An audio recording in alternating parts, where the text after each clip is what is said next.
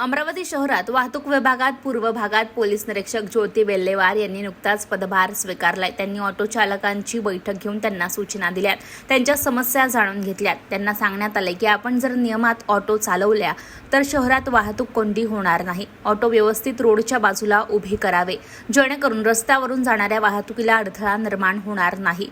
Over seat passenger बसवू नये, dress code नियमित ठेवावा, फॅन्सी नंबर प्लेट लावू नका, अशा आणि इतर सूचना देण्यात आलेल्या आहेत। तसेच त्यांना तंबी सुद्धा देण्यात आली। पोलीस निरीक्षक ज्योती बेल्लेवार यांनी पदभार स्वीकारताच अमरावती शहरातील वाहतूक सुरळीत करण्याचा विश्वास दाखवलेला आहे। मी पोलीस निरीक्षक ज्योती बेल्लेकर। मी यापूर्वी कोतवाली पोलीस स्टेशन इथे सेकंड PM म्हणून कार्यरत होते। माननीय CP सरांच्या आदेशानुसार माझी शहर वाहतूक शाखा इथे कालच बदली झाली आणि मी रुजू झाले। त्यानुसार कालपासून कारवायांचा धडाका चालू केलेला आहे।